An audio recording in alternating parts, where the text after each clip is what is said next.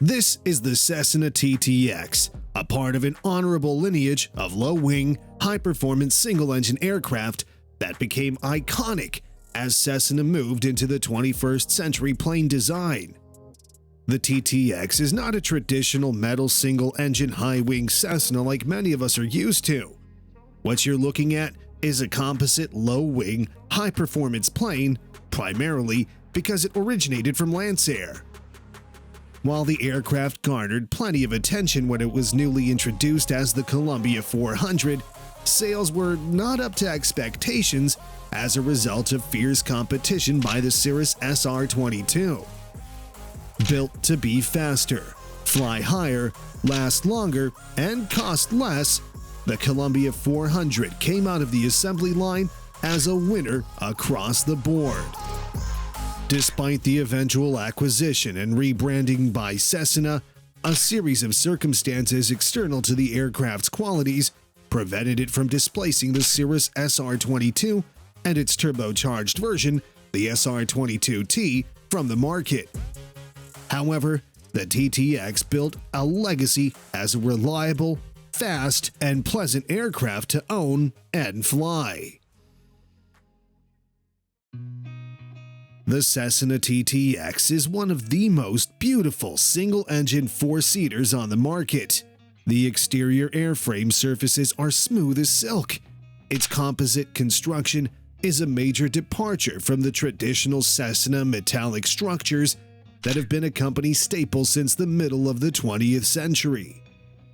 The wings are straight and simple, with aerodynamic LED lights and ice protection systems on the leading edge, flaps and ailerons behind, and speed brakes on the surface. Everything about the wing design is great, but the compromise is that the flap extension speeds are painfully slow for an airplane cruising at over 180 knots, which means either large power reductions are necessary to slow down after a descent, or the pilot really needs to plan ahead, or both. Access to the cabin is via two gull-wing doors on each side, which is again different from other Cessnas. Because of its composite construction, the airframe comes with some limitations. For example, the type certificate limits exterior colors, and major repairs must be accomplished by an appropriate FAA-certified person qualified to perform maintenance on composite aircraft structure. Other limitations of the type certificate include a maximum operating altitude of 14,000 feet without an FAA-approved oxygen system installed, or 18,000 feet with one. Presumably, this applies even when a non-approved portable system is carried, though we'd be surprised if operators strictly adhered to it. If one wants to climb higher, the TTX is approved for up to 25,000 feet. Additionally, maximum zero fuel and minimum flying weights apply. Everything about the TTX is impressive, but pilots who feel that high performance means retractable gear are not impressed with the TTX.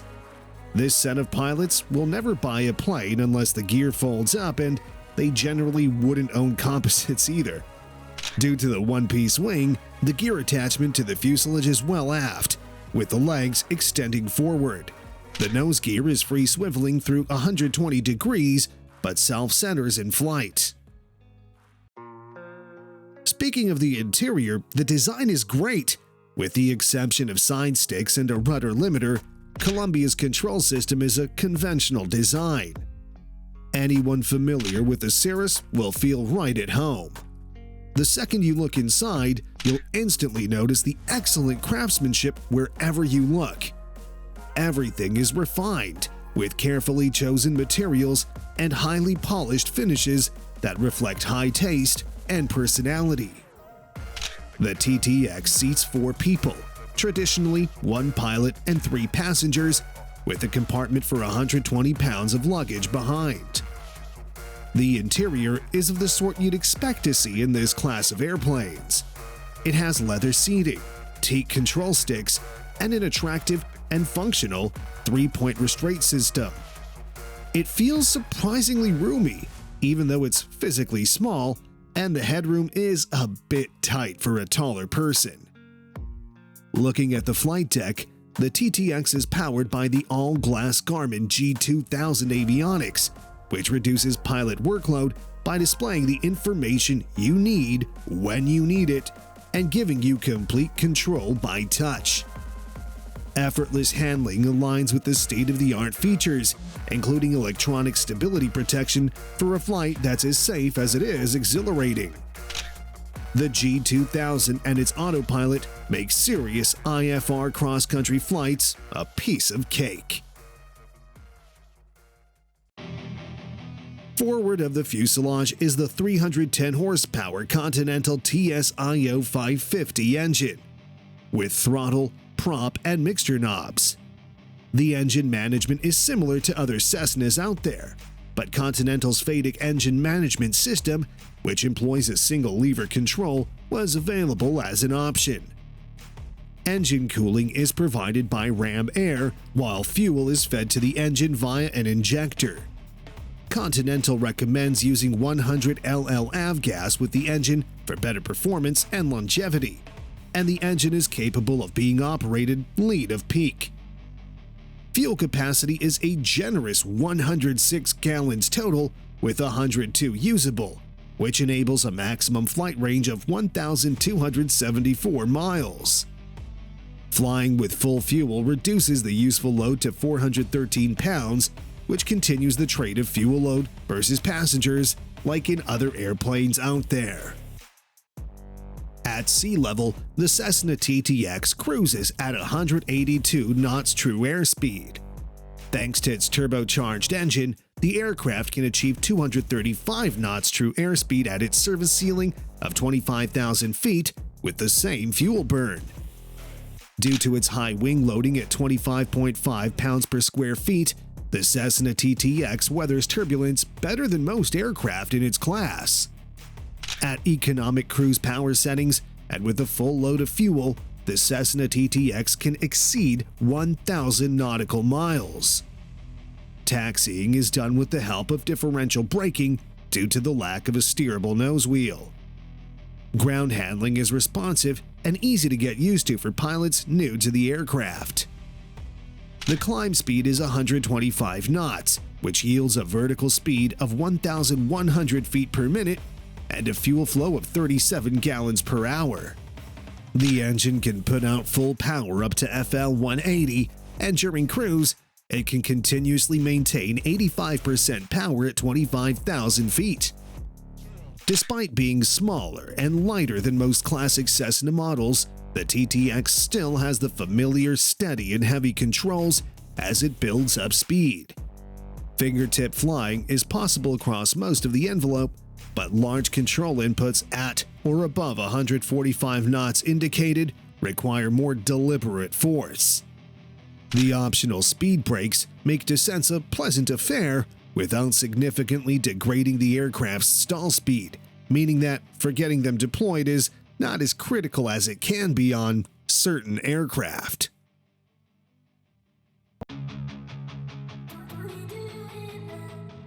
The lack of airbags and ballistic parachute systems is high on the complaint list from a few owners, though others argue that the TTX is so stable and safe that it can do without the weight of the Cirrus trademark chute.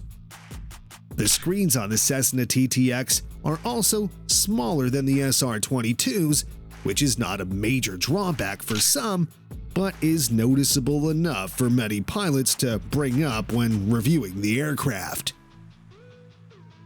Some owners have found the rudder stop on the Cessna TTX to be cumbersome and occasionally problematic. The system is prone to breaking, and many pilots have recommended it be replaced with a yaw damper. Both radio antennas are located on the bottom of the aircraft. While the secondary radio gets good reception overall, the primary radio's transmission quality is often degraded due to interference from both the landing gear and cockpit steps. Some owners of composite-built Cessna aircraft have complained of difficulty in finding technicians sufficiently experienced in working with composite materials, as most personnel in shops only have sufficient first-hand time on aircraft with metallic construction.